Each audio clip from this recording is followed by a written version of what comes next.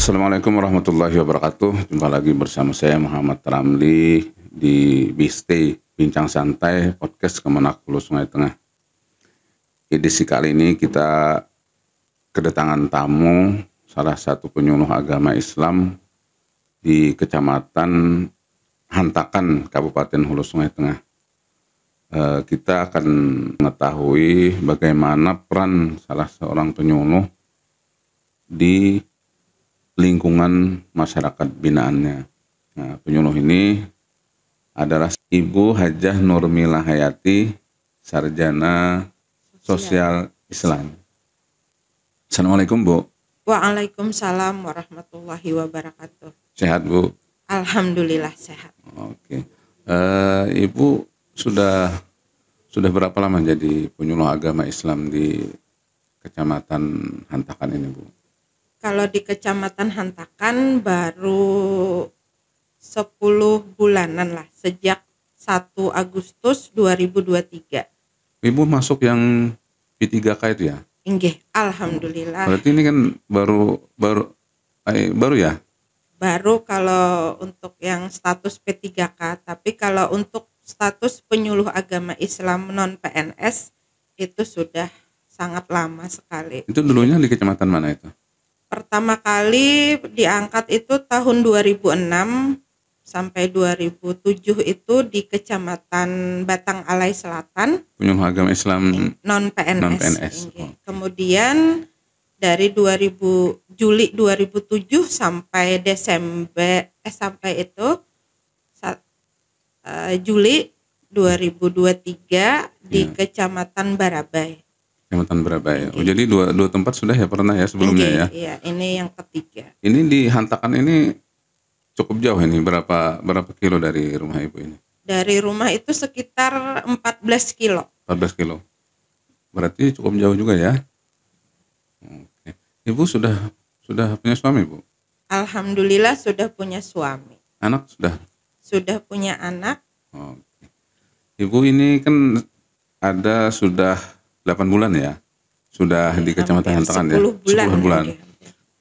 Ibu apa saja, Bu, kegiatan Ibu sebagai penyuluh di Kecamatan Hantakan ini, Bu? Ada beberapa terkait tugas dan fungsi Ibu sebagai penyuluh. Iya. Pembinaan itu kalau untuk di Kecamatan Hantakan khususnya, nah ini itu ada di pembinaan perkawinan remaja itu usia remaja di SMPN 15 serta pembinaan moderasi beragama di sana. Oke. Kemudian untuk bimbingan penyuluhan kepada calon pengantin itu di lokasinya di KUA, di Balai Nikah KUA Hantakan, dan juga ada pembinaan perkawinan untuk remaja itu di MTS Nur Hidayah Hantakan serta Madrasah Aliyah Nur Hidayah Hantakan. Ini Hantakan ini kan masuk di pegunungan, Bu. Di sana kan banyak ya yang mu'alaf itu, ada melaksanakan pembinaan juga, Bu, untuk para mu'alaf, Bu? Insya Allah ada. Jadi kita ketika untuk yang rutin itu ada penyuluh non PNS-nya yang khusus di sana. Tapi untuk kita selaku penyuluh agama yang fungsional itu mengadakan penyuluhan atau bimbingan itu di lokasi di KUA. Jadi mereka datang ke kita. Nah, di situ kan dibina lagi untuk pembuatan, untuk mensahkannya, jadi diberikan sertifikat mu'alaf. Nah, sebelumnya akan kita bimbing tentang apa dan bagaimana agama kita. Jadi memang ada ya pembinaan untuk mu'alaf itu ya? Ada. Oke, mantap, Ibu. Ini, Bu, terkait tugas dan fungsi Ibu sebagai penyuluh, apakah ada akhir-akhir ini ada yang menjadi prioritas Ibu yang harus dilaksanakan, mungkin ada batasan waktu begitu? Ya, ada. Jadi yang pertama, salah satunya kan ada 4 tuh. Jadi yang sudah berjalan ini dilaksanakan juga. Jadi ada penyuluhan stunting, bimbingan stunting itu kita laksanakan di Sanawiyah dan Madrasah Aliyah tadi, dan juga kepada calon pengantin kita sampaikan itu. kemudian juga tentang sertifikasi halal. Jadi ada itu ulun dikerjakan juga diberikan pembinaan, jadi pendampingan ya Bu? Pendampingan, jadi ada yang datang dan kita juga ada yang ke lokasi. Sudah banyak ya? Ini pas terkendala ditutup Pak, jadi ulun mendaftarkan 7 UMKM. Baru 7 ya? Termasuk yang kantin di Sanawiyah dan Aliyah itu. Yang paling prioritas apa itu Bu? Paling prioritas sekarang ini pembinaan moderasi beragama di SMPN 15 Hulu Sungai Tengah. Kenapa harus di SMPN ini Bu? Kan di sana kan ada madrasah aliyah kan, sanawiyah. Nah ini kan SMP ada. Nah kenapa itu harus di SMP itu Bu? Kita prioritas di sana karena latar belakang agama yang mereka anut itu beda Pak di sana. Jadi banyak penganut agama di SMP itu ya? Macam-macam ya? Ada 4. Jadi kalau kita bagikan dulu antara muslim dan non muslim itu, untuk muslimnya itu sekitar 55% dan non muslim itu 45%. Jadi di sana Jadi ada terbagi yang non muslim tadi itu ada terbagi 3 Pak. Jadi yang terbanyak Hindu, kemudian Kristen, dan ada juga yang masih agama kepercayaan. Sedikit sekitar 5% aja. Terkait penguatan moderasi beragama ini di sekolah di SMP ini bagaimana Bu? Apakah ada metode tertentu atau bagaimana Ibu? Iya ada. Jadi kita memilih SMP ini sebagai binaan khusus karena kita beranggapan bahwa bimbingan moderasi beragama untuk remaja itu sangat penting. Karena kan remaja ini usianya yang istilahnya menginjak masa pubertas, mencari kepercayaan diri. Jadi di sana kita melaksanakan bimbingan itu secara pendidikan yang terbuka kepada mereka. Tatap muka langsung ya? Tatap muka. Kemudian ada juga dengan mencontohkan contoh dan perilaku, juga mengajarkan nilai-nilai yang universal, serta memberikan mereka pendidikan karakter tadi, bagaimana menyikapi berbagai agama yang ada di sekitar mereka. Itu sekali atau ada berapa kali pertemuan atau memang ada standar khusus Bu? Ada penjadwalan itu. Ada jadwal khusus ya? Jadwal khusus itu pada setiap hari Jumat. Jadi kita ke sana itu setiap pagi pada jam 8 sampai jam 9.15. Apakah Ibu bisa menggambarkan bagaimana Ibu melakukan pembinaan terkait penguatan moderasi beragama ini di SMP Bu? Ya, kita ketika melaksanakan bimbingan itu untuk pertama kalinya kadang kelasnya itu dibagi Pak. Jadi ada kelas muslim dan juga ada non muslim. Jadi ketika kita masuk pembinaan di kelas muslim, maka kita akan mengajarkan mulok Pak, muatan lokal seperti ini, didahului dengan baca Yasin kan, kemudian hafalan surah-surah pendeknya, lalu masuk ke fikih ibadah. Kemudian sedangkan untuk non muslim kita biasanya langsung ke sana kan masuk memberikan ini pendidikan karakter, kemudian apa dan bagaimana moderasi, jadi menyampaikan kepada mereka bagaimana cara kita bersikap terhadap teman-temannya yang beda agama. Jadi mengajarkan mereka tentang pentingnya toleransi dan bahayanya sikap ekstremisme tersebut. Menurut Ibu selama ini yang paling tepat itu penguatan moderasi beragama di SMPN 15 itu bagaimana Bu? Yang paling tepat kira-kira Bu?